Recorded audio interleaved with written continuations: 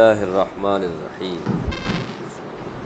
عن الإرباض بن سارية رضي الله عنه قال وعظنا رسول الله صلى الله عليه وسلم يوما بعد صلاة الغداة موعظة ذرفت منها العيون ووجلت منها القلوب فقال رجل إن هذه موعظة مودع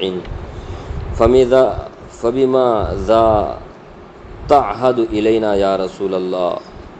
قال أوصيكم بتقوى الله والسمع والطاعة وإن عبد حبشي فإنه من يعش منكم يرى اختلافا كثيرا وإياكم ومحدثات الأمور فإنها ضلالة فمن أدرك ذلك منكم فعليكم بسنتي وسنة الخلفاء الراشدين المهديين عضوا عليها بالنواجذ۔ حضرت ارباد بن ساریہ رضی اللہ عنہ فرماتے ہیں کہ رسول اللہ صلی اللہ علیہ وسلم نے ہمیں ایک دن صبح کی نماز کے بعد ایسے مؤثر انداز میں نصیحت فرمائی کہ آنکھوں سے آنسو جاری ہو گئے اور دلوں میں خوف پیدا ہو گیا۔ ایک شخص نے عرض کیا یہ تو رخصت ہونے والے کی نصیحت معلوم ہوتی ہے، جیسے کوئی رخصت ہوتا ہے، دنیا چھوڑ کر جانے والا ہے، اب ایک دو دن کا مہمان ہے، وہ کس طرح سے لوگوں کو جمع کر کے بات کرے گا، اپنے بچوں کو، اپنے خاندان والوں کو۔ تو آپ کی یہ نصیحت بھی ہمیں ایسے ہی معلوم ہوتی ہے۔ پھر آپ ہمیں کس چیز کی وصیت فرماتے ہیں؟ تو آپ صلی اللہ علیہ وسلم نے ارشاد فرمایا میں تمہیں اللہ تعالیٰ سے ڈرتے رہنے کی اور امیر کی بات سننے اور ماننے کی وصیت کرتا ہوں، اگرچہ وہ امیر حبشی غلامی کیوں نہ ہو۔ تم پر کوئی بھی ذمہ دار ہے، امیر ہے، اس کی بھی بات مانو۔ یہ کون بول رہے ہیں؟ حضور اکرم صلی اللہ علیہ وسلم۔ اور آج کل کے غیر مقلد کیا بولتے ہیں؟ خالی نبی کی بات مانو اور کسی کی بات مت مانو، حالانکہ خود اپنے کسی امام کی بات مانتے ہیں۔ امیر کی بات مانو، جیسے قرآن میں بھی ہے وَأُولِي الْأَمْرِ مِنْكُمْ، جو تم میں حاکم ہے، جو تم میں ذمہ دار ہے، فقہا ہیں، علماء ہیں، جو دین کی بات کرتے ہیں، قرآن سنت کی روشنی میں بات کرتے ہیں، بات مانو۔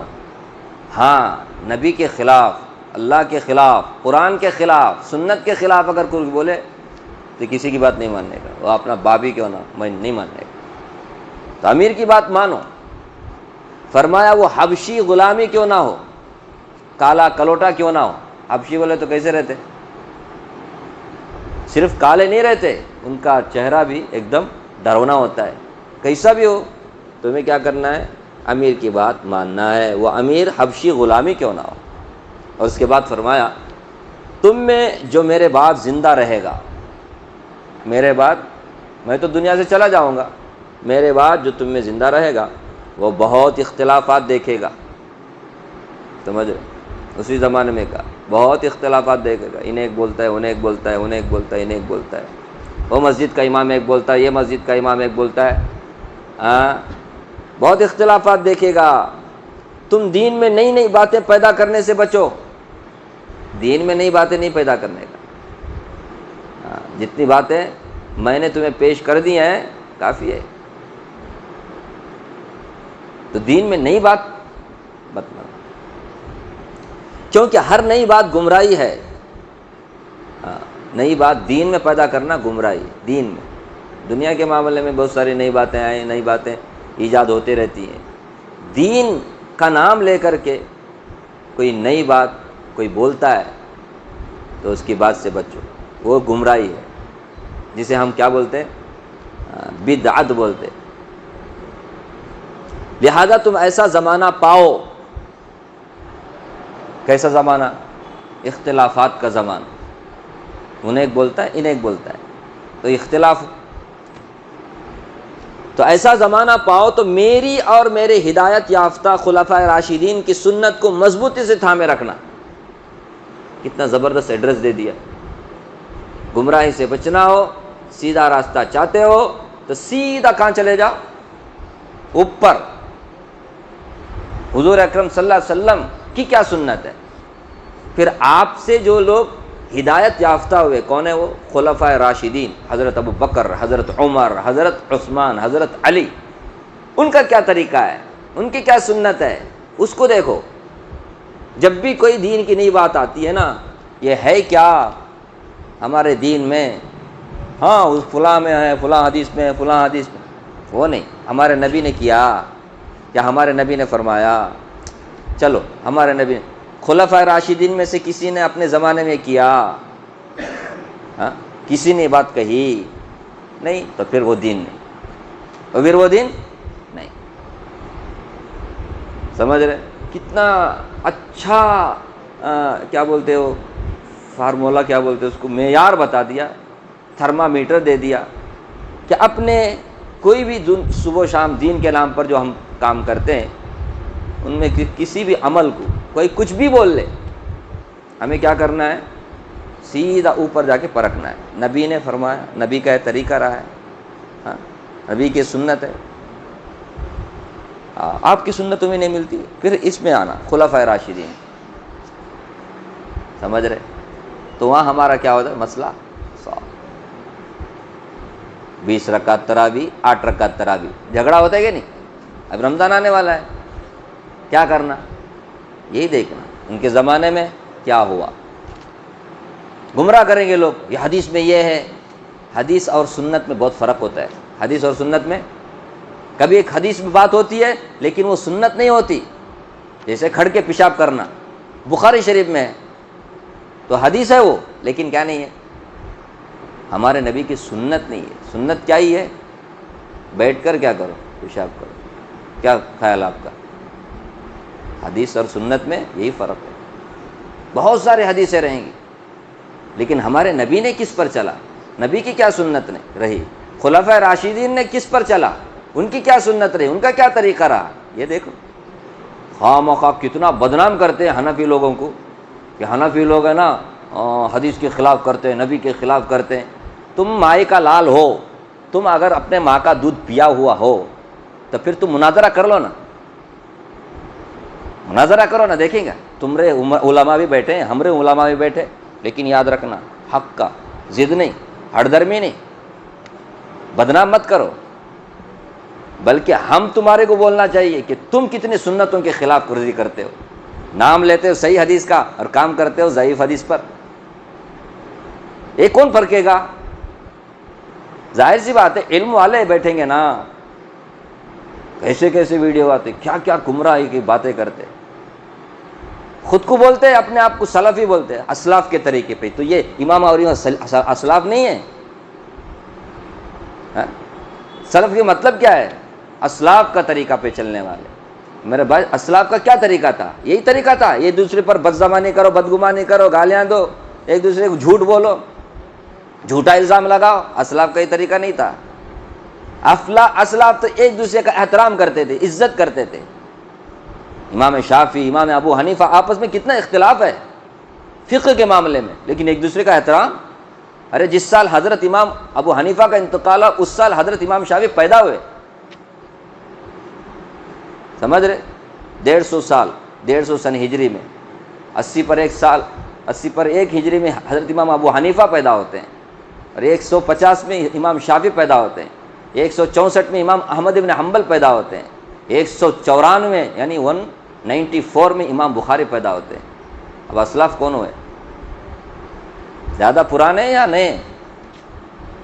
تو بولتے ہیں اپنے آپ کو، اب بدلتے رہتے ہیں اپنا مسلک، ایسا کیوں کرتے ہیں، گرگٹ کی طرح کیوں بدلتے رہتے ہیں، کیوں لوگوں کو گمراہ کرتے ہیں؟ قرآن سنت کی بات کرو یار، قرآن سنت کے علاوہ اگر کچھ ہو جائے تو پھر تم بولنا، ہم تو کبھی بولتے نہیں، تمہارے اوپر اعتراض نہیں کرتے، چلو بھائی اتفاق اتحاد کی بات کرنا ہے، یہ زمانہ ایسا ہے کہ مسلمان آلریڈی کیا پریشان ہیں، پھر ان میں انتشار پیدا کرنا، یہ صحیح نہیں وہ صحیح نہیں، قرآن اور سنت کے اگر خلاف ہو بولو، جیسے بہت سارے خرافات 11ویں شریف کرتے، 12ویں شریف کرتے، وہ فلاں شرک کرتے، بدعت کرتے، اس پر بولو نا، فقہ کے مسائل پر کیوں فقہ کے مسائل ایسے ہیں کہ تم جیسے اناڑی سمجھ جائیں، اس سے گہرا علم چاہیے۔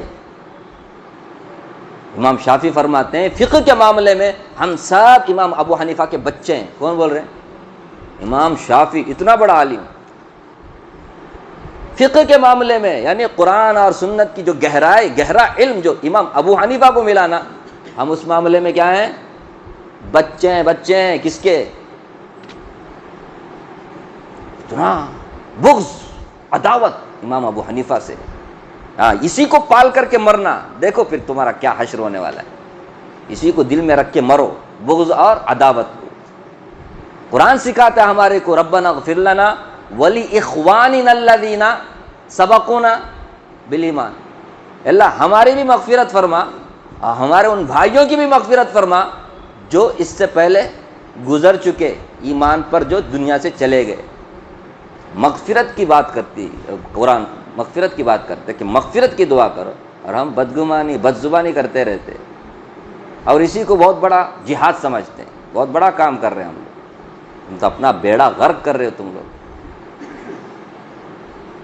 اس زمانے کے بڑے بڑے محدثین فقہا کی ایسی عزت کرتے تھے، محدثین سمجھ رہے، حدیث نقل کرنے والے، ان کے پاس کوئی مسئلہ پوچھنے آتا وہ بولتے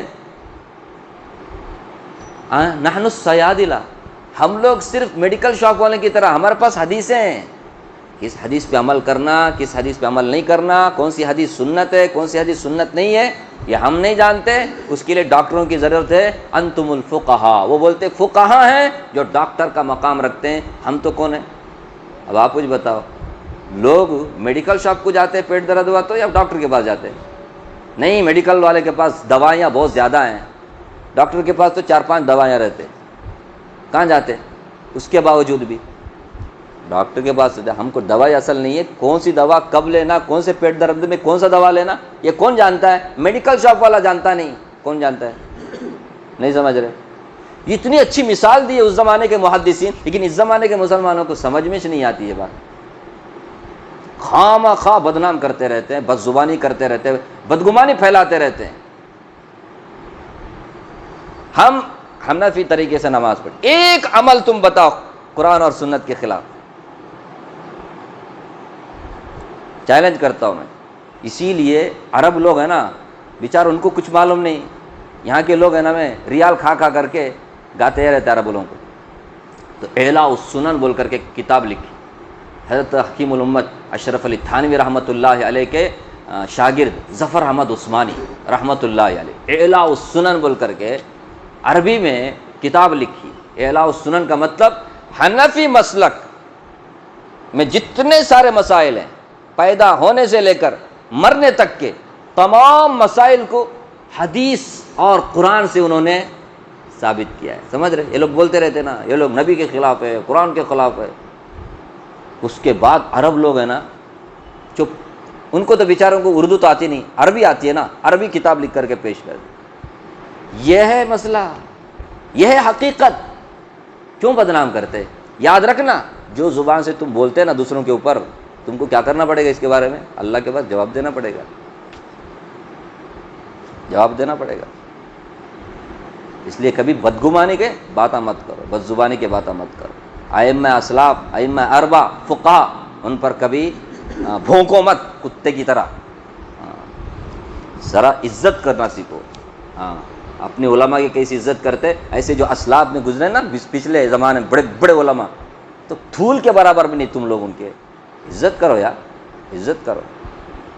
تو ہمارے نبی نے کتنا زبردست تھرمامیٹر دے دیا کہ اپنے عمل کو کیا کر لو، نبی صلی اللہ علیہ وسلم کی سنت اور پھر کیا کہتے ہیں خلفائے راشدین کی سنت، ان پر کیا کرو، لے کے جا کہ ان کی سنت پر تم عمل کرو، ان کا طریقہ جو ہے اس کو پکڑو۔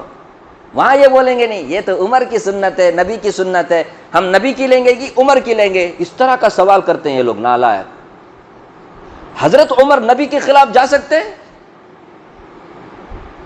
سمجھ رہے؟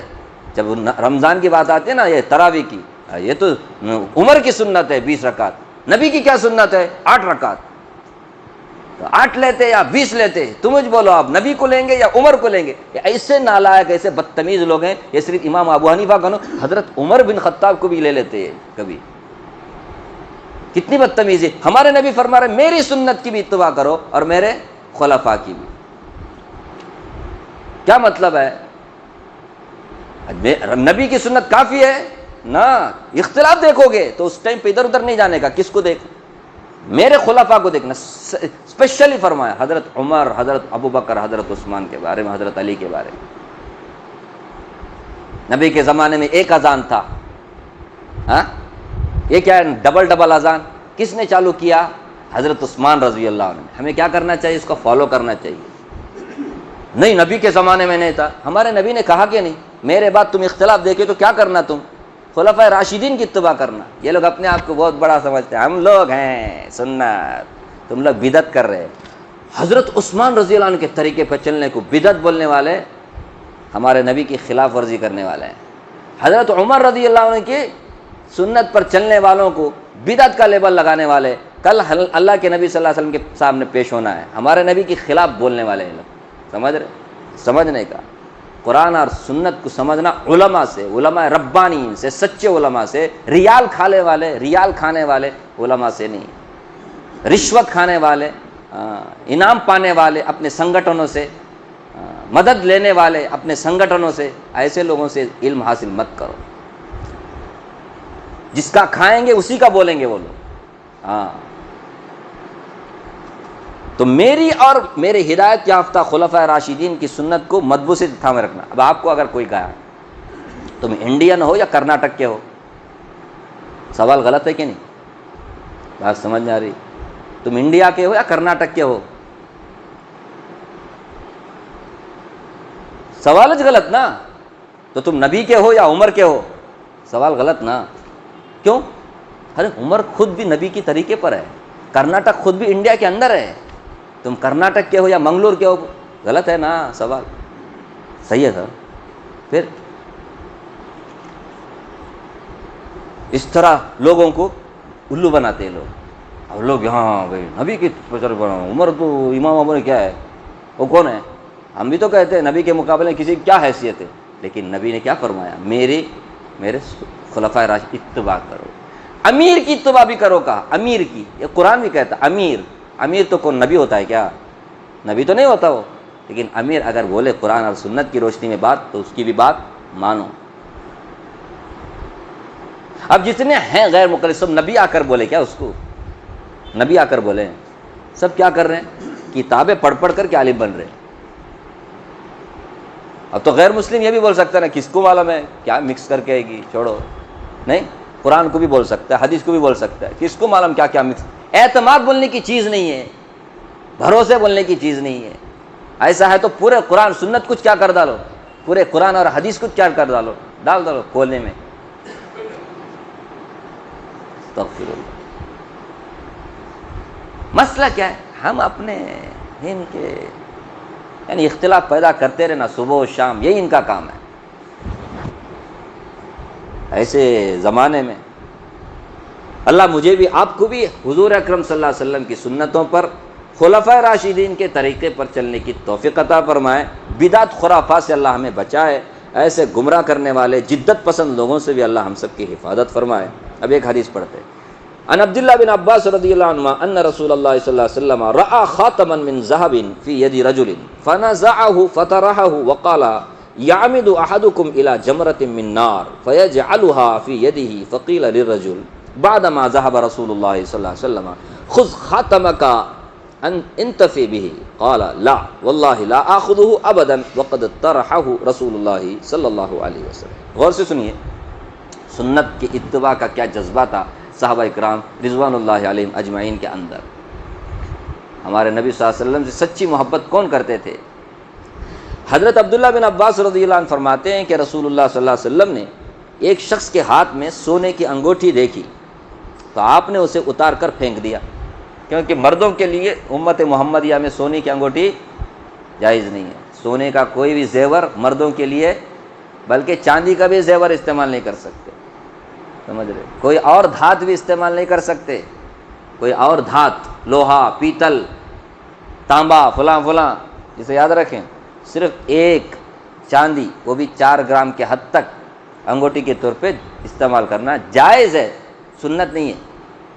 یاد رکھ، جائز ہے، سنت نہیں۔ ہمارے نبی بھی پہنے تھے، ہمارے نبی پہنے تھے، کیوں؟ مہر کے لیے، سیل ہوتا ہے نا، اس کے لیے۔ کوئی اس کے حساب سے نہیں، وہ بھی صحابہ نے مشورہ دیا کہ وہ بھی کب؟ 6 سن ہجری کے بعد میں مشورہ دیا. کیا مشورہ دیا؟ وہ باہر والے جو بادشاہ لوگ ہوتے ہیں نا، وہ بغیر مہر کے خط قبول نہیں کرتے. مہر ہوا وہ خط ہوتا ہے اس کو قبول کرتے. ایسا کیا؟ تو پھر مہر بنانا. آپ نے مہر بنایا وہ انگوٹھی والا، اس میں اوپر اللہ، نیچے رسول، اور اس کے نیچے محمد، اس طرح بنا محمد رسول اللہ بول کر کے اس طرح. اس میں بھی دیکھو کتنا ادب. اوپر کیا رکھا؟ اللہ کا نام، محمد رسول اللہ. تو اللہ کیا ہو جائے گا نیچے؟ اس طرح سے تھا، اللہ رسول محمد، اس طرح لکھا. خیر، تو انگوٹھی جائز نہیں ہے سونے کی. تو دیکھی تو آپ نے اسے اتار کر پھینک دیا اور فرمایا کتنی تعجب کی بات ہے کہ تم میں سے کوئی شخص آگ کے انگارے کو اپنے ہاتھ میں رکھنا چاہتا ہے. ہاتھ کے انگارے کو، گویا اگر کوئی دنیا میں رہتے ہوئے مرد سونے کی انگوٹھی پہنتا ہے، وہ انگوٹھی نہیں پہن رہا ہے، وہ آگ کا انگارہ لے کے گھوم رہا ہے. اگر چین پہن رہا ہے، آگ کا ہار پہن کر کے جا رہا ہے. یعنی جو شخص اپنے ہاتھوں میں سونے کی کوئی چیز پہنے گا اس کا ہاتھ دوزخ میں چلا جائے گا. رسول اللہ صلی اللہ علیہ وسلم اس طرح کر کے چلے گئے. سمجھ رہے؟ چلے.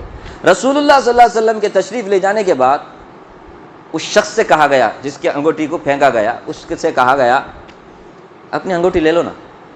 ابھی رسول اللہ صلی اللہ علیہ وسلم چلے گئے، ادھر پھینکی ہوئے انگوٹھی ادھر ہے، پڑھ کر ہے، جا کر کے لے لو نا، لے لو. بیچ کر کے اپنی بیوی کو ہدیہ کر سکتے، اپنے گھر کی ضرورت پوری کر سکتے، یا بیوی کچھ دے سکتے جا کر کے. عورتوں کے لیے تو جائز ہے. ادب شادی نہیں ہے تو ماں کو جا کے دے، بہن کو جا کے دینے کا کیسے بھی اس سے فائدہ اٹھا لو. اس نے کیا جواب دیا؟ مطلب اس صحابی نے کیا جواب دیا؟ اللہ کی قسم نہیں، جس چیز کو رسول اللہ صلی اللہ علیہ وسلم نے پھینک دیا ہو میں اس کو کبھی نہیں اٹھاؤں گا. اس انگوٹھی پر رسول اللہ صلی اللہ علیہ وسلم کی نفرت کی نگاہ پڑی ہے. کس کی نفرت کی نگاہ پڑی ہے. اب اس انگوٹھی کو میں کیا نہیں لے سکتا، ابھی اس سے میں فائدہ نہیں اٹھا سکتا. اتنا زبردست جذبہ. ہمارے جیسا آدمی رہتا تو کیا ہوتا تھا؟ تعویل لے کر کے مفتی صاحب سے جا کے پوچھتے کیسا جائز ہے کہ نہ جائز ہے؟ جائز ہے. آلے لے کے اللہ اکبر. ان کی سوچ دیکھو کیسی سوچ ہے. نبی صلی اللہ علیہ وسلم نے اس پر جو نگاہ نفرت کے ڈالے ہیں، تو مجھے ایسی چیز نہیں چاہیے. سوچا نا، ہمارے نبی صلی اللہ علیہ وسلم نے ایسے چہرے پر بھی نفرت کی نگاہ ڈالی ہے جس چہرے پر داڑھی نہیں ہے. ہاں، وہ ایران سے، فارس سے کچھ لوگ آئے تھے سفیر بن کر کے ہمارے نبی صلی اللہ علیہ وسلم سے بات کرنے کے لیے. ان کو داڑھی نہیں تھی، ہمارے نبی نے چہرہ پھیر دیا. کیسے لوگ مرد بان ہو کر کے بغیر داڑھی کے تم رہتے، اپنا چہرہ عورتوں کی طرح بنا کر. ہمارے نبی نے نفرت کی نگاہ سے دیکھا. تو ہمیں سوچنا چاہیے مسلمان ہو کر کہ ہم مریں گے، قبر میں جائیں گے، ہمارے نبی صلی اللہ علیہ وسلم کو بھی دکھایا جائے گا قبر میں کہ یہ کون ہے بول کے پوچھا جائے گا. کل حشر میں ہمارے نبی سے ملاقات تو ہوگی، ہے نا. حوض کوثر پر جام کوثر پلاتے رہیں گے ہمارے نبی. اس ٹائم پہ کون سا چہرہ لے کے ہم جائیں گے؟ سوچنا چاہیے نا. مرنا تو حق ہے نا. تو چہرے پر نبی کی سنت لائیں تاکہ ہمارے نبی صلی اللہ علیہ وسلم ہم سے نفرت نہ کرے، محبت کرے. دنیا میں جب بغیر داڑھی والے سے آپ نفرت کرتے تھے، وہ بھی غیر مسلم، مسلمان نہیں، تو مسلمانوں سے کتنی نفرت کریں گے؟ نہیں سمجھ رہے؟ ارے فارس ایران والے آگ کی پوجا کرتے ہیں. ان لوگوں کو کیا پڑی ہے نبی کی سنت پر چلنا؟ کیونکہ انہوں نے تو ایمان قبول نہیں کیے. ایمان قبول کرنے والوں کے اوپر ضروری ہے کہ وہ نبی کی سنت پر چلے، ہے کہ نہیں؟ غیروں کو جا کے بول سکتے ہیں؟ نہیں نہ بول سکتے. نماز پڑھو بول کر حی علی الصلاۃ کس کو آتا ہے؟ کس کے لیے ہے؟ مسلمانوں کے لیے، غیروں کے لیے نہیں. تو جب ان سے ہمارے نبی صلی اللہ علیہ وسلم نفرت کی، تو پھر مسلمان ہو کر کے اگر نہیں رکھے گا تو کتنی نفرت کریں گے؟ اسے سوچنا چاہیے. خیر، تو یہ ہمارے صحابہ کا سنت پر عمل کرنے کا جذبہ، ایسا جذبہ ہمارے اندر بھی ہونا چاہیے کہ نبی صلی اللہ علیہ وسلم نے جس سے نفرت کی ہمیں اس سے بچنا، جس سے محبت کی ہمیں اس کو کرنا، جو ہمارا نبی کا طریقہ ہے اس کے اوپر چلنا. ٹھیک ہے. اللہ تعالیٰ مجھے بھی آپ کو بھی نبی صلی اللہ علیہ وسلم کی سنتوں پر عمل کرنے کی توفیق عطا فرمائے.